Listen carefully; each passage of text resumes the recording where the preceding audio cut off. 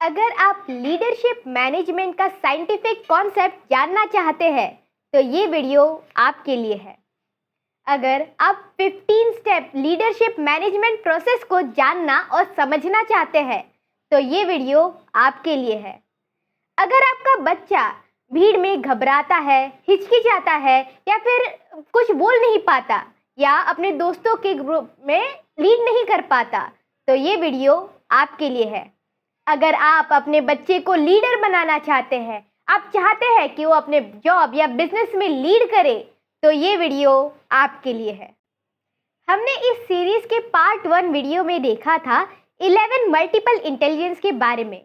उसमें से एक इंटेलिजेंस या मैनेजमेंट स्किल है लीडरशिप मैनेजमेंट। आज उसी टॉपिक को हम लोग डिटेल में स्टडी करेंगे। उसका जो साइंटिफिक कॉन्सेप्ट है, प्रोसेस है, उसे डिटेल में स्टडी करेंगे। यहाँ पे आप मेरे पीछे लीडरशिप मैनेजमेंट की प्रोसेस से एक चेन साइकिल देख सकते हैं, लेकिन हमारे पास ज़्यादा जगह नहीं थी इसलिए हमने कुछ पॉइंट्स को इंक्लूड किया है। लेकिन इस चेन साइकिल में टोटल 15 पॉइंट्स है और उन्हीं को हम लोग आज डिटेल में डिस्कस करेंगे। लेकिन प्रोसेस को डिस्कस करने से पहले हम जानेंगे कि लीडरशिप मैनेजमेंट क्या होता है। लीडरशिप मैनेजमेंट सिर्फ दूसरों को लीड करना नहीं होता, उसमें बहुत सारी क्वालिटीज होती है। सबसे पहले हम जानेंगे कि लीडरशिप किन प्रकार के होते हैं।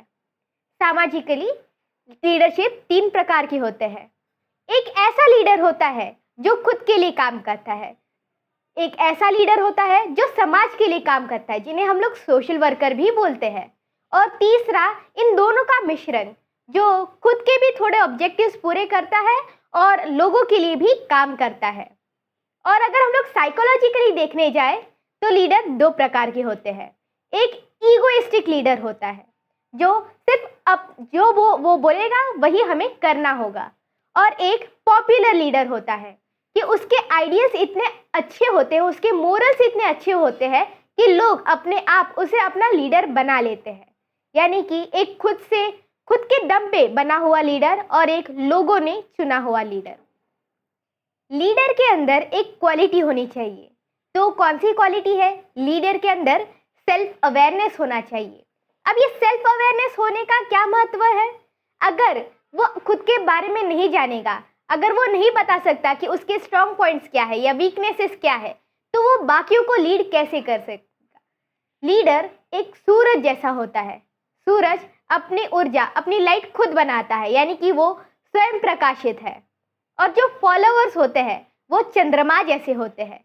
जैसे चंद्रमा सूरज की रोशनी लेके प्रकाश देता है, वैसे ही फॉलोअर्स जो है वो लीडर के आइडियाज लेते हैं।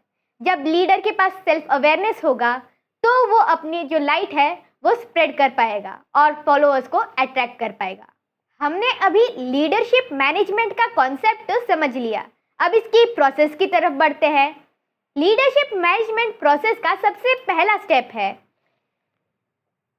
Confidence and spirit. अब कॉन्फिडेंस का मतलब क्या होता है?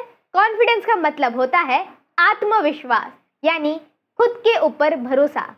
जब आपके पास सेल्फ कॉन्फिडेंस यानी कि आत्मविश्वास होगा तब जाके लोग यानी दुनिया आपके ऊपर भरोसा रखेंगे। जब उन्हें दिखेगा कि आप कितने कॉन्फिडेंट हैं तब उन्हें भी कॉन्फिडेंस आएगा कि ये लीडर हमें आगे पहुंचा सकता है।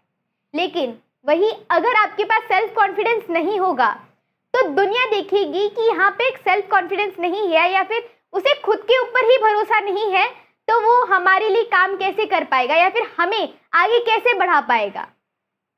अब यहाँ पे दूसरा वर्ड जो है वो है स्पिरिट। स्पिरिट यानी जोश। आपने कभी भी किसी लीडर को देखा होगा तो वो हमेशा जोशीला होता है। लोग वही देखते हैं जो उनके अंदर नहीं है। वो चाहते, अगर वो लोग जो है वो जोश में नहीं है तो उन्हें एक ऐसा लीडर चाहिए जो उनके अंदर जोश पैदा करे, उनका जो जोश है वो बढ़ाए। इसीलिए एक लीडर के पास जोश होना चाहिए। अब यहाँ पे प्रॉब्लम क्या आती है पूरे जनरेशन में? आपने देखा होगा कि अभी की जो रिसेंट जनरेशन है, जेन जी, जेन अल्फा, जेन बीटा, तो वहाँ पे जो पेरेंट्स है वो उनका बर्थडे सेलिब्रेट करते हैं। सेलिब्रेशन हमेशा अचीवमेंट का होना चाहिए, लेकिन बर्थडे उनकी अचीवमेंट तो है नहीं, वो तो उनके पेरेंट्स की अचीवमेंट है। तो इससे जो सेल्फ कॉन्फिडेंस है वो ऑटोमेटिकली नहीं बढ़ता, वो ओवर कॉन्फिडेंस, नेगेटिव कॉन्फिडेंस बढ़ता है। अगर आपको अपने बच्चे का या अपना कॉन्फिडेंस बढ़ाना है तो आपने लाइफ में जितनी भी अचीवमेंट्स की है, उन्होंने जितनी भी अचीवमेंट्स की है उन्हें सेलिब्रेट कीजिए। ये बर्थडे जैसे जो फेक अचीवमेंट्स है, यानी कि जो फेक रियलिटी है, उन्हें सेलिब्रेट ना करें। और कुछ एक्टिविटीज़ है ये कॉन्फिडेंस और जोश बढ़ाने का।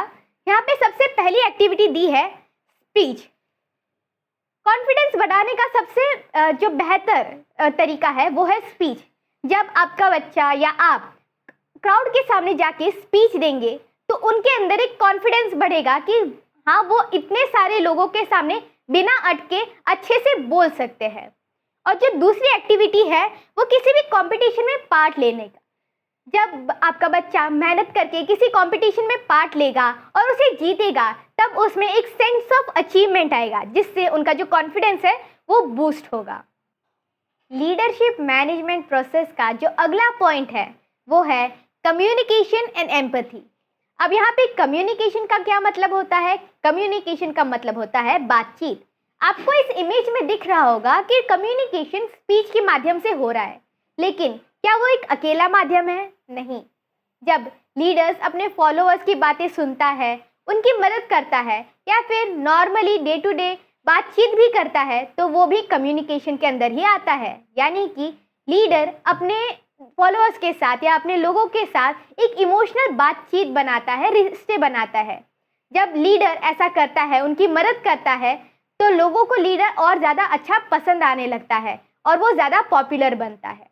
आप नहीं चाहते कि उनके जो फॉलोअर्स हैं उन्हें हेट करें। और दूसरी चीज़ यहाँ पे आती है एम्पैथी। एम्पैथी यानी कि सहानुभूति। जब लोग लीडर के पास अपने प्रॉब्लम्स लेके आए तो लीडर उन्हें समझे, उनसे सहानुभूति जताए और उनको सॉल्व करने का एक तरीका देखे, जिससे वो और ज़्यादा पॉपुलर बन सकता है। अगर आपको लगता है कि आप में या आपके बच्चे में कम्युनिकेशन या एम्पैथी की कमी है, तो यहाँ पे कुछ एक्टिविटीज़ है, जैसे कि फैमिली डिस्कशन या डिबेट। आप अपने फैमिली में डिस्कस कीजिए। हर एक सदस्य फैमिली में डिस्कस करे कि उसे क्या चाहिए, कि उसके क्या एक्सपेक्टेशन है।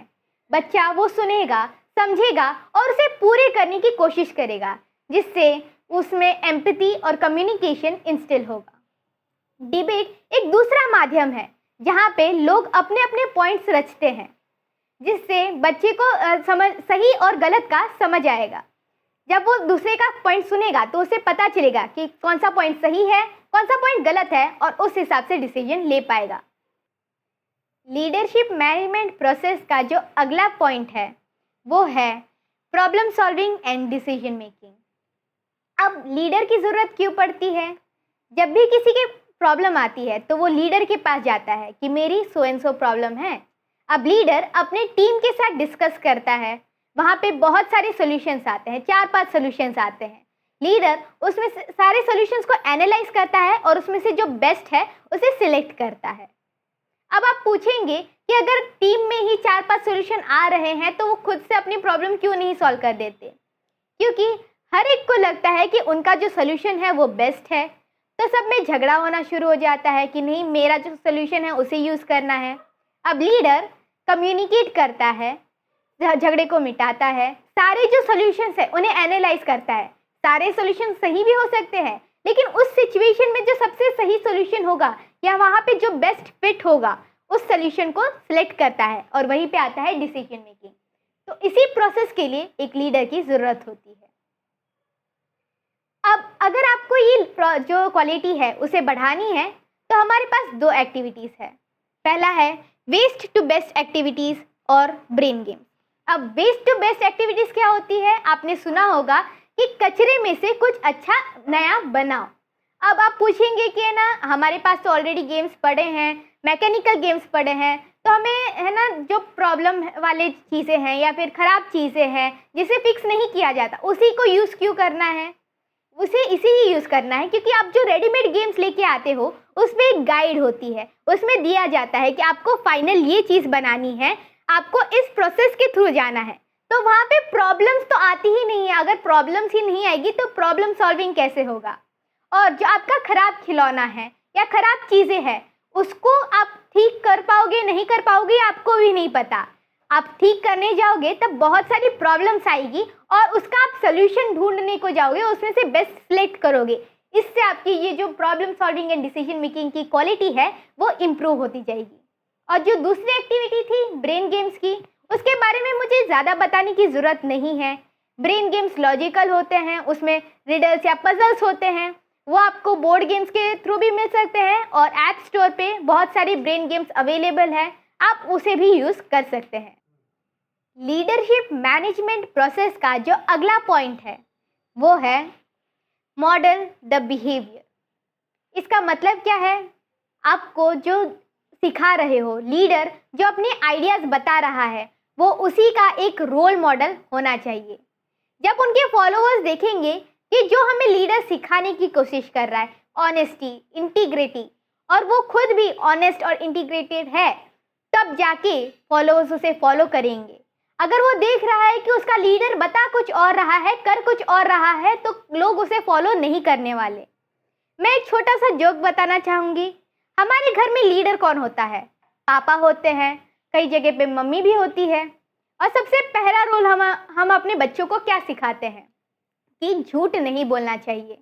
अगर बच्चा झूठ बोलने लग जाए तो आप एक कान के नीचे देते हो और बोलते हो, ए मेरे से झूठ क्यों बोला। लेकिन वहीं पे जब आपका किसी कॉलीग का फ़ोन आता है जिससे आपको बात नहीं करनी, या फिर कोई घर पे आता है जिससे आपको मिलना नहीं है, आप उसी बच्चे को जाके बोलते हो कि बोल कि पापा घर पे नहीं है या फिर मम्मी घर पे नहीं है।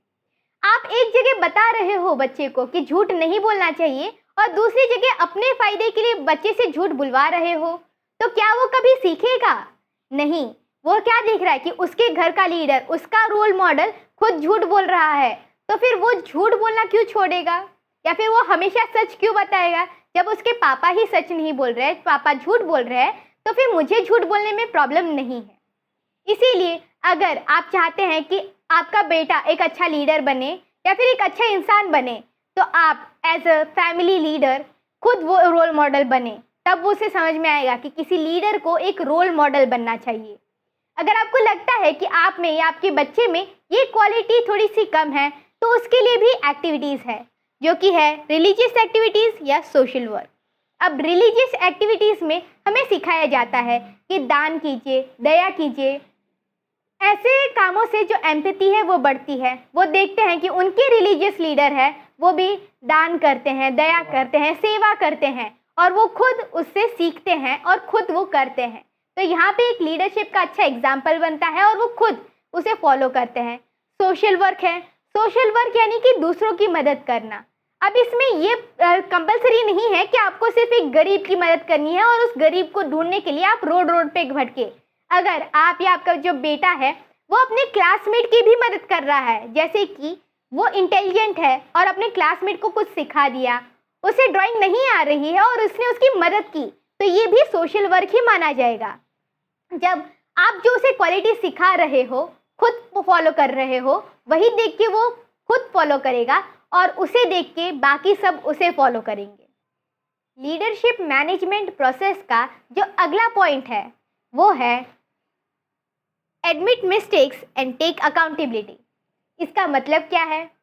आपसे या फिर लीडर से कोई भी गलती होती है तो उसे स्वीकारे, उसकी जो भी जिम्मेदारी पड़ती है वो उसे ले।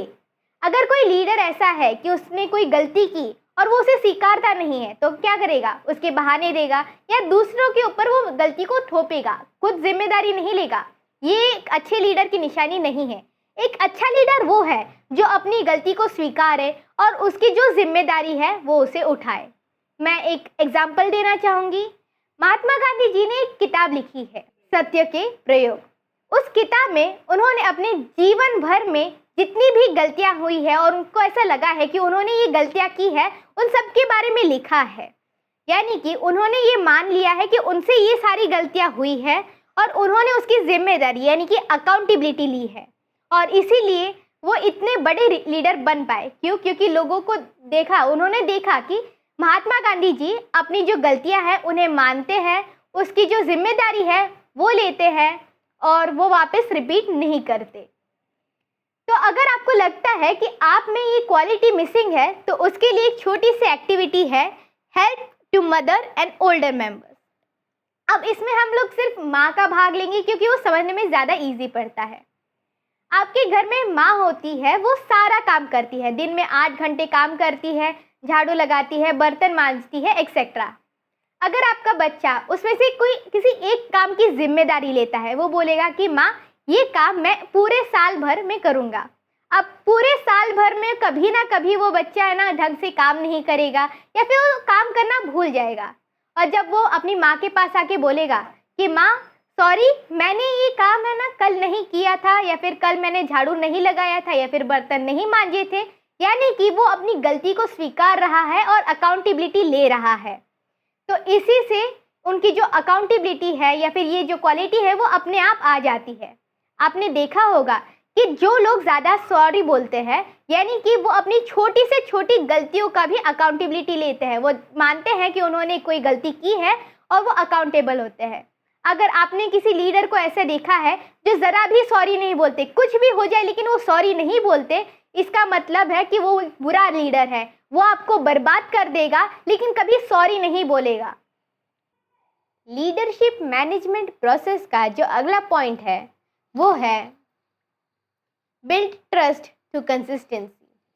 अगर आपको मेरा पिछला जो पॉइंट है वो याद है या फिर आपने बिना स्किप किए पूरा वीडियो अभी तक देखा है तो आपको याद होगा कि पिछले पॉइंट में मैंने बताया है लीडर्स को है अपनी मिस्टेक्स वो माननी चाहिए और उसकी जो जिम्मेदारी है वो लेनी चाहिए।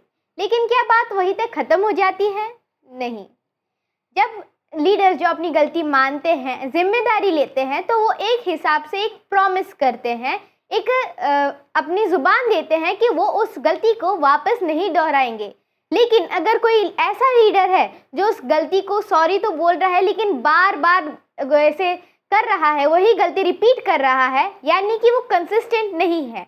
और ऐसे बिना कंसिस्टेंट लीडर को जो खुद की ही गलती नहीं सुधार पा रहा, वो समाज को ऊपर कैसे लेके जाएगा? इसीलिए कोई उसके ऊपर भरोसा भी नहीं करता। तो अगर आपको एक अच्छा लीडर बनना है तो आपने जो प्रॉमिसेस किए हैं उसे निभाना कंपलसरी है। एक एग्जांपल मैं देना चाहूँगी। घर में छोटे बच्चे होते हैं, वो हर रोज़ कुछ ना कुछ मांगते रहते हैं कि मुझे ये चॉकलेट चाहिए, मुझे ये खिलौना चाहिए, और पेरेंट्स बहुत बार ऐसा भी बोल देते हैं कि मैं ये कल लेके आ जाऊँगा, अरे नहीं आज तो मैं भूल गया, मैं कल पक्का लेके आ जाऊँगा। और ऐसे करते करते वो भूल जाते हैं, यानी कि उन्होंने जो ज़ुबान दी थी अपने बच्चे को उसे वो फॉलो थ्रू नहीं कर पाए, यानी कि कंसिस्टेंट नहीं रह पाए। जब वो कंसिस्टेंट नहीं रहते हैं तो बच्चे का भी पेरेंट के ऊपर से विश्वास उठ जाता है। वो तो ऐसा बोलते रहते हैं, हम लोग कहाँ से विश्वास करें या फिर यकीन कहाँ से करें कि जो पेरेंट्स हैं वो अपनी ज़ुबान निभाएंगे। तो अगर आपको अपने बच्चे के अंदर ये क्वालिटी डालनी है तो पहले आप अपने में डालें, ताकि वो बड़े होके ये सीखे कि उन्होंने जो प्रॉमिस दिया है उसे फुलफिल करना है। अब इसमें मैं एक एक्टिविटी देना चाहूँगी। यहाँ पे पीछे दिया है activity make a time table and follow up. अब ये जो एक्टिविटी है ये मेनली बच्चों के लिए है, लेकिन बड़े भी ऐसे कर सकते हैं। आप अपना खुद का टाइम टेबल बनाएं। बच्चों के लिए पेरेंट्स उनका टाइम टेबल नहीं बनाएंगे, वो खुद अपना टाइम टेबल बनाएंगे, जिससे उनके अंदर रिस्पॉन्सिबिलिटी आएगी। जब वो अपना टाइम टेबल बना के 1 साल तक कंटिन्यूसली उसे फॉलो करेंगे तो उनके अंदर डिसिप्लिन और कंसिस्टेंसी मेंटेन होगा। जब बड़े लोग टाइम टेबल बनाते हैं या फिर टू डू लिस्ट बनाते हैं, डेली टू डू लिस्ट बनाते हैं और उसे फॉलो थ्रू करते हैं, तो उनमें भी एक सेंस ऑफ कंसिस्टेंसी रहती है, यानी उन्होंने जो अपने आप से प्रॉमिस किया था वो उन्होंने फॉलो थ्रू किया। तो ऐसे ही कंसिस्टेंसी बनाई रहती है। लीडरशिप मैनेजमेंट प्रोसेस का जो अगला पॉइंट है वो है एम्पावरमेंट थ्रू रिस्पॉन्सिबिलिटी, यानी जिम्मेदारी के द्वारा सशक्तिकरण। जब एक लीडर जो है वो रिस्पॉन्सिबिलिटी निभाता है या जिम्मेदार रहता है, यानी कि उसने जो प्रोमिसेस दिए थे उसे फॉलो थ्रू करता है, अपनी जिम्मेदारी को उठाता है, तो उसका फ़ायदा किसे होता है? लीडर को नहीं होता, बल्कि वो जिस ग्रुप को लीड कर रहा है, जिस टीम को लीड कर रहा है उसका सशक्तिकरण होता है। एग्जाम्पल के तौर पे इलेक्शन के टाइम पे लीडर्स प्रॉमिस करते हैं कि मैं यहाँ पे एक रोड बनवाऊंगा, डैम बनवाऊंगा, इस एरिया को डेवलप करूंगा, और जब लोग भरोसा करके उसे इलेक्ट करते हैं और वो लीडर अपने वादे पे खड़ा उतरता है और सारे जितने भी स्टेट या सेंटर की जितनी भी पॉलिसीज़ है, योजना है, उस इलाके में लेके आता है, रोड्स बनवाता है, डैम बनवाता है, तो उस एरिया का डेवलपमेंट होता है, यानी कि सशक्तिकरण होता है। जब वो रोड बनाएगा तो ट्रांसपोर्टेशन ईजी होगा, मार्केट जाने में ज़्यादा टाइम नहीं लगेगा, मार्केट घर के पास आ जाएंगे। जब डैम बनाता है तो जो फार्मिंग सेक्टर है उन्हें बेनिफिट होता है, और ऐसे करके जो लोगों का स्टैंडर्ड ऑफ लिविंग है वो भी बढ़ता है। यानी कि जब लीडर ने अपनी रिस्पॉन्सिबिलिटी निभाई तब उस पूरे एरिया का सशक्तिकरण या फिर एम्पावरमेंट हुआ है। अगर आपको लगता है कि आप में इस पॉइंट की कमी है तो मेरे पास एक छोटी सी एक्टिविटी है जो कि टीम वर्क या मेक प्रोजेक्ट। तो ये आप बच्चों में कैसे डाल सकते हैं? आप बच्चों की एक छोटी सी टीम बना सकते हैं। सोसाइटी में उनका फ्रेंड ग्रुप होता है तो वो अपनी एक टीम बना सकते हैं और आप उन्हें प्रोजेक्ट्स दे सकते हैं छोटे छोटे, जैसे कि क्लीन एनवायरनमेंट, सेव एनवायरनमेंट हो गया, या फिर कोई भी फेस्टिवल के टाइम पे कोई कुछ बनाना है तो उन्हें वो दे सकते हैं।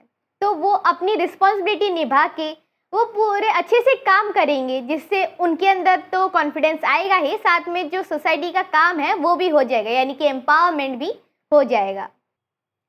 लीडरशिप मैनेजमेंट प्रोसेस का जो अगला पॉइंट है वो है फॉस्टरिंग इंडिपेंडेंस। अब इसका मतलब क्या है? लीडर के पास इंडिपेंडेंस होना चाहिए, फ्रीडम होना चाहिए, ताकि वो जो अपने ग्रुप के लिए, अपने टीम के लिए जो सबसे बेस्ट डिसीजन है वो ले सके। अगर लीडर को सप्रेस किया जा रहा है या फिर उसके पास फ्रीडम नहीं है तो बेस्ट डिसीजन नहीं ले पाएगा। इसका मैं एक एग्जांपल देती हूँ। मुगल काल में हजारों हिंदू राजा एग्जिस्ट करते थे, लेकिन हमें सिर्फ दो के नाम पता है, एक महाराणा प्रताप और शिवाजी महाराज। बाकी के जितने हजारों हिंदू राजा थे वो क्या करते थे? मुगलों की गुलामी करते थे। उनके पास फ्रीडम नहीं था, इंडिपेंडेंस नहीं था, वो अपने से डिसीजन नहीं ले पाते थे और इसीलिए उन्होंने कुछ बड़ा काम नहीं किया।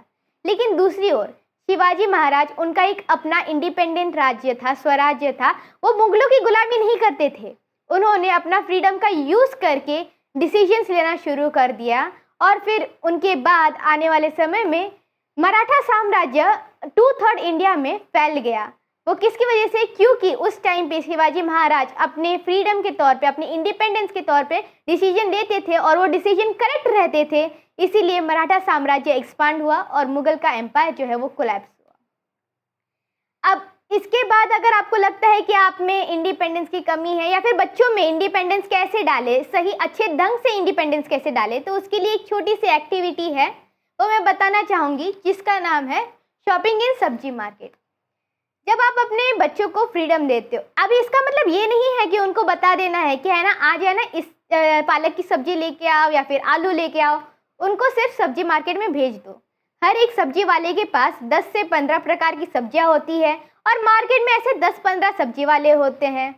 तो जब बच्चा सब्जी मार्केट में जाएगा वो सब जगह देखेगा, एनालाइज करेगा और सबसे जो बेस्ट सब्जी है, सबसे सस्ती सब्जी है उसे लेके आएगा, जिसके अंदर उसमें जो सोच है कि उसको पहले तो इंडिपेंडेंस मिला उसकी चॉइस की सब्जी लेके आने का, जिसकी वजह से उसे राइट और रॉन्ग, अच्छा या बुरा, या फिर है ना जो महंगा या सस्ता, इसका जो खराब या अच्छा, उसका जो सोच है, समझ है, वो उसके अंदर इंस्टिल्ड हुआ। वो इंडिपेंडेंस की वजह से हुआ। अगर आप उसे बता देते तो वो नहीं होता।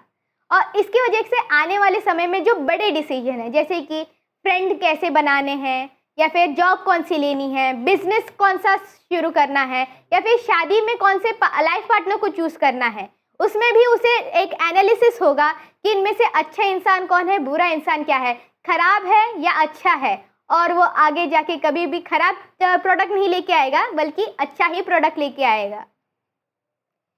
लीडरशिप मैनेजमेंट प्रोसेस का जो अगला पॉइंट है वो है कल्टीवेटिंग रेजिलियंस। इसका मतलब है जो लचीलापन। रेजिलियंस का मतलब होता है लचीलापन। इसका मतलब किसी भी सिचुएशन में जब कोई टिक जाता है, वो कब टिकता है? जब वो लचीला होता है, सिचुएशन के हिसाब से अपने आप को चेंज करता है। जब एक लीडर के अंदर लचीलापन होगा तब वो जाके है ना अच्छे और बुरे वक्त में अपने टीम को या अपने ग्रुप को संभाल पाएगा। इसका मैं एक छोटा सा एग्जाम्पल देना चाहूँगी। घर में माँ होती है, माँ अपने माता पिता से एकदम खुलकर अच्छे से एकदम बच्चे की तरह बात करती है, अपने पति से प्यार से बात करती है, बच्चों से भी प्यार करती है और ज़रूरत के टाइम पे कड़क रहती है। और इसीलिए वो इतनी लचीली है, इसीलिए वो अपने परिवार को एक साथ ढाल के एकदम संभाल के रख सकती है। अगर वो लचीली नहीं होती तो क्या होता, घर में झगड़े होते। और डिवोर्स का भी एक और कारण ये है कि ना वो बदलता नहीं है, पार्टनर जो है वो बदलता नहीं है। अगर कोई भी पार्टनर लचीला नहीं होगा, जब दूसरा पार्टनर गुस्से में है या फिर दुखी है, उस हिसाब से अपने आप को सॉफ्ट या फिर कड़क नहीं बनाएगा, तो फिर वो जो रिश्ता है वो नहीं टिक पाएगा और डिवोर्स हो जाता है। इसीलिए लीडर में लचीलापन यानी कि रेजिलियंस रहना ज़रूरी है। अगर आपको लगता है कि आप में इसकी कमी है तो क्या करना चाहिए? तो उसके लिए एक्टिविटी है ट्रैवलिंग एक्सपीरियंस। इसका मतलब क्या होता है? ट्रैवलिंग एक्सपीरियंस यानी कि जब आप फैमिली के साथ कहीं पे ट्रैवल करते हो, अपने फ्रेंड ग्रुप के साथ ट्रैवल करते हो, तो अलग अलग लोगों के साथ मिलते हो। जब आपके अलग अलग लोगों के साथ मिलते हो, आपके पास अलग अलग एक्सपीरियंस होता है। आपको समझ में आता है कि हर एक के साथ कैसा बिहेव करे, और जिसकी वजह से आपके अंदर एक लचीलापन तैयार होता है, निर्माण होता है। लीडरशिप मैनेजमेंट प्रोसेस का जो अगला पॉइंट है वो है फोकस ऑन रिलेशनशिप बिल्डिंग। इसका मतलब क्या है? एक लीडर को सबके साथ रिलेशनशिप मेंटेन करना आना चाहिए। लीडर अपने फॉलोअर्स के साथ तो रिलेशनशिप बिल्ड करके रहता ही है, साथ में जो उसके फॉलोअर्स नहीं है, एनिमीज है या शत्रु है, उनके साथ भी रिलेशन मेंटेन करना उसे आना चाहिए।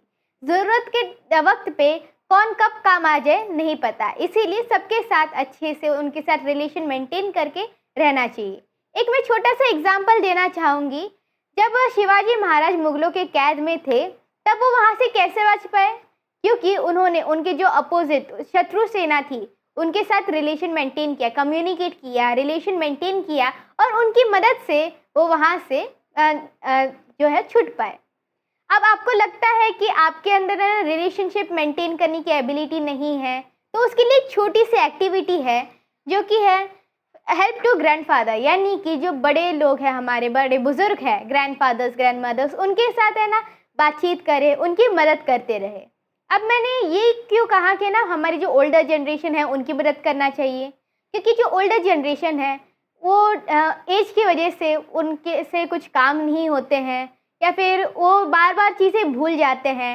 उनके कुछ कट्टर विचार होते हैं जो आजकल की जनरेशन नहीं मानती, यानी कि जनरेशन गैप होता है। और फिर भी जब आप या फिर आपका बच्चा उनके साथ रिलेशनशिप मेंटेन करके रखता है, यानी कि जितने भी डिफरेंसेस हो, जितने भी परेशानियां आए, लेकिन फिर भी उनके साथ अच्छा रिलेशनशिप मेंटेन हो रहा है, यानी कि वो दुनिया में किसी के साथ भी अच्छा रिलेशनशिप मेंटेन कर सकता है। लीडरशिप मैनेजमेंट का जो अगला पॉइंट है वो है स्टे ऑथेंटिक। इसका मतलब है आप अपने आप से वफादार रहिए। जब आप अपने आप से, अपने आइडियाज से, अपने मोरल वैल्यू से वफादार रहते हैं, तब दुनिया आपसे वफादार रहती है। इसके एग्जाम्पल में मैं एक छोटी सी कहानी सुनाना चाहूँगी। एक बार एक चोर था, वो कहता था कि मेरी चोरी की आदत छूटती ही नहीं है, मैं क्या करूँ? तो उसके गुरु ने बताया, अगर तुम्हारी चोरी की आदत नहीं छूट रही है तो एक ऐसे समय पे चोरी करो जब तुम्हें कोई नहीं देख रहा हो। एक हफ्ते बाद वो चोर वापस गुरु के पास आया और कहा कि मैं चोरी ही नहीं कर पाया। गुरु ने कहा, ऐसा कैसे? क्या तुम्हें एक क्षण भी नहीं मिला, एक मोमेंट भी नहीं मिला जब तुम्हें कोई नहीं देख रहा हो? उसने कहा कि जब मुझे कोई नहीं देख रहा था तब मैं अपने आप को देख रहा था। मैं देख रहा था कि मैं क्या कर रहा हूँ, और आपका जो रूल था उसके हिसाब से मैं चोरी नहीं कर पाया। आप दुनिया से झूठ बोल सकते हो, अपने पेरेंट्स से झूठ बोल सकते हो, अपने दोस्तों से झूठ बोल सकते हो, अपने पार्टनर से झूठ बोल सकते हो, लेकिन आप कभी भी अपने आप से झूठ नहीं बोल सकते। इसीलिए आप दिखावा ना करके अपने आप को एम्ब्रेस करें, अपने जो ट्रू सेल्फ है उसे सामने लेके आए और वैसे लीडर बने, तब जाके दुनिया आपके ऊपर भरोसा करेगी, आपको फॉलो करेगी। अगर आपको लगता है कि आप अपने आप से ऑथेंटिक नहीं रह पाते, या फिर आपको जानना है कि आप कितने ऑथेंटिक हैं, तो हमारे पास एक छोटी सी एक्टिविटी है। तो उस एक्टिविटी का नाम है हैंडलिंग मनी। अब ये कैसे डाल सकते हैं? आप जब भी अपने फैमिली के साथ, ग्रुप के साथ ऐसे बाहर जा रहे हो, तो आप अपने बच्चों को या फिर अपने पास फाइनेंस का जो डिपार्टमेंट है कि कितने पैसे हम लोग लेके आए थे, कहाँ पे खर्च किया था, और पैसे संभालने का जो जिम्मेदारी है वो बच्चे को दे सकते हो।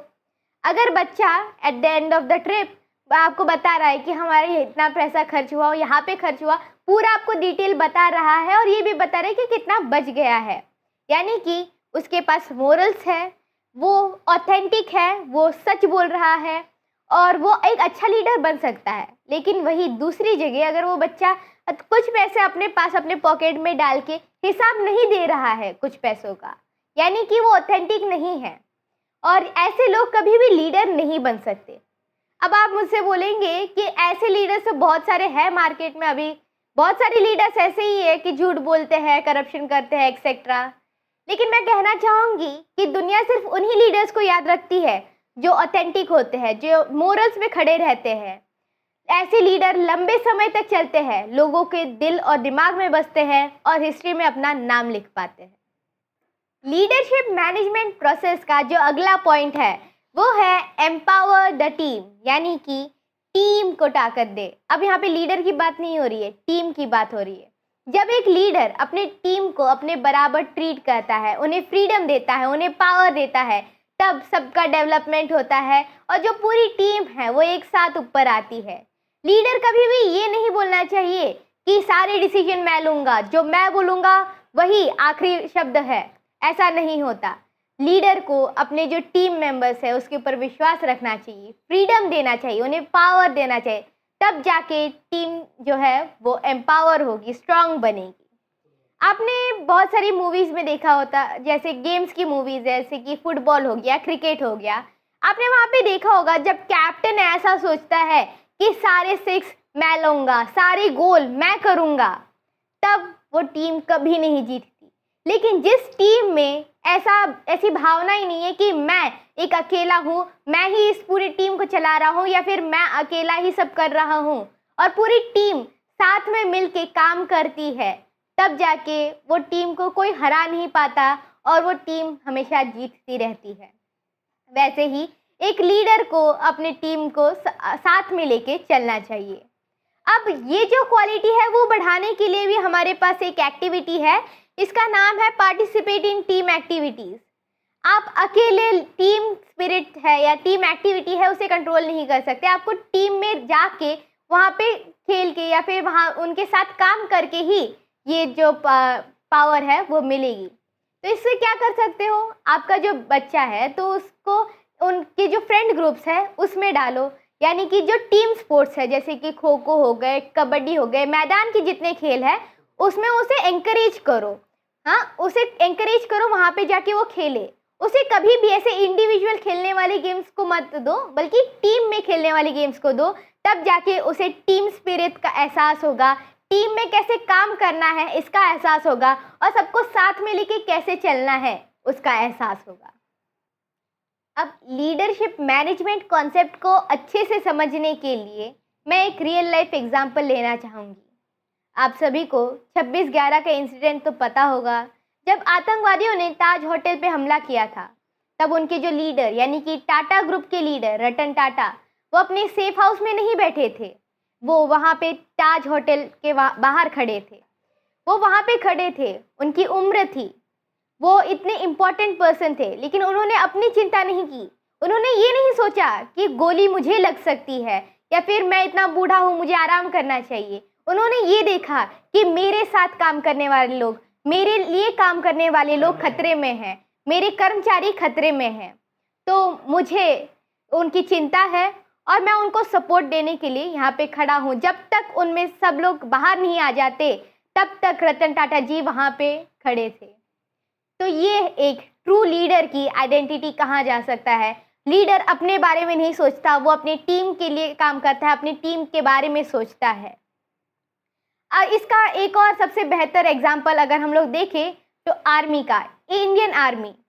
आपने देखा होगा, आज तक का रिकॉर्ड है कि इंडियन आर्मी में जब भी एक बटालियन जाती है तो उनका जो कमांडर होता है वो कभी भी पीछे नहीं खड़ा रहता, वो आगे खड़ा रहता है, फ्रंट लाइन पे खड़ा रहता है।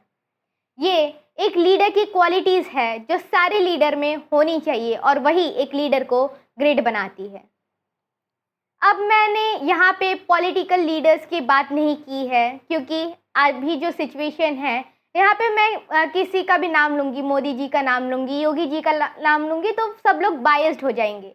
लेकिन मैं बस एक ही बात कहना चाहूँगी कि अगर कोई लीडर ऐसा है जो लोगों के लिए काम कर रहा है, उसकी खुद की कोई संपत्ति नहीं है, उसकी खुद की कोई फैमिली नहीं है, तो आप कह सकते हैं कि वो एक अच्छा लीडर है, क्योंकि उसका जो सारा फोकस है, सारा टाइम है, उसका जो सारा काम है वो लोगों के लिए है, अपनी टीम के लिए है। ये ऐसे लीडर्स हर एक पॉलिटिकल पार्टी में अवेलेबल है, आप ढूंढे तो आपको मिल जाएंगे। हमने आज के वीडियो में लीडरशिप मैनेजमेंट कॉन्सेप्ट और इसके प्रोसेस के बारे में जाना, जिसकी वजह से हमारे जो 11 चैप्टर्स थे, 11 टॉपिक्स थे, उसमें से एक टॉपिक ख़त्म हो गया। अब जब टॉपिक ख़त्म हो जाता है, चैप्टर ख़त्म हो जाता है, तो उसके बाद एक छोटा सा टेस्ट होता है। तो यहाँ पे मेरे स्क्रीन पे आपको बहुत सारे लीडरशिप मैनेजमेंट की क्वालिटीज़ दिख रही होगी। आप एक काम कीजिएगा, आप इसका स्क्रीनशॉट लीजिए, एक पेज पे लिखिए, उसके सामने नंबर्स दें कि आपके बच्चे में ये क्वालिटी कितने परसेंटेज है, उसका टोटल कीजिए और फिर आपको पता चलेगा कि आपके बच्चे में कितनी ये लीडरशिप क्वालिटी कितने परसेंट तक है। अब ये सॉल्यूशन उनके लिए है जो पैसों से तो अमीर है लेकिन मन से गरीब है, क्योंकि मैंने ऐसे लोग देखे हैं जो दिखावे के लिए बहुत खर्चा करते हैं, अपने बच्चों को 2-2 लाख दे के स्कूल में भेजते हैं, लेकिन क्या स्कूल उनके बच्चों को यूनिक बनाता है? नहीं। उनके पास 2000 बच्चे होते हैं और वो उनका बच्चा उन 2000 बच्चों में से एक होता है, एक कॉमन बच्चा होता है। लेकिन जब आप उनके लिए एक एप्टीट्यूड टेस्ट में इन्वेस्ट करते हैं, खर्चा करते हैं, तो आपको उनके जो पर्सनलाइज्ड क्वालिटीज़ है वो पता चलती है और आप अपने बच्चे को यूनिक बना सकते हैं। ऐसे ही एप्टीट्यूड टेस्ट है जिनके बारे में लोगों को पता नहीं है या फिर उनकी मानसिकता नहीं है कि वो ऐसे एप्टीट्यूड टेस्ट में इन्वेस्ट करे। ऐसे एप्टीट्यूड टेस्ट 500 रुपीज़ से चालू होते हैं। ये तो सिर्फ एक ही पेज है इस रिपोर्ट का। ऐसे 60 पेजेस का डिटेल्ड रिपोर्ट है जो आपको सिर्फ 500 रुपीज़ में मिल सकता है, और अगर आपको काउंसलिंग चाहिए तो 2000 रुपीज़ में भी मिल सकता है। अगर आपको ऐसा एक्टिविटी करनी है तो यहाँ पे एक स्क्रीनशॉट है, यहाँ पे सारी क्वालिटीज़ दी है, चार्ट्स दिए हैं कि आप इसे किस तरीके से बता सकते हो, लिख सकते हो, जिससे आपको आपका जो आउटपुट है वो समझ में आएगा। आपको पता चलेगा कि लीडरशिप क्वालिटी आपके या आपके बच्चों में कितने परसेंट है। इसी के साथ अगर आपको ऐसा है कि आपको ये सब नहीं करना या फिर ये बहुत ही ज़्यादा मुश्किल लग रहा है, आपको मदद चाहिए, तो डोंट वरी, मेरे स्क्रीन पे जो नंबर है आप वहाँ पे कांटेक्ट करके सारी जो डिटेल्स है वो ले सकते हो, या फिर मेरे डिस्क्रिप्शन बॉक्स में कॉन्टैक्ट डिटेल्स और वेबसाइट की लिंक है, वहाँ से आप पूरी इन्फॉर्मेशन फ्री में देख सकते हो। Thank you. अगर आपको ये वीडियो पसंद आया हो तो इस वीडियो को लाइक कीजिएगा, चैनल को सब्सक्राइब कीजिएगा ताकि आपके आने वाले कोर्स में आपको मदद मिले। कमेंट्स में लिखिएगा आपको ये वीडियो कैसा लगा और अपने दोस्तों के साथ शेयर कीजिएगा।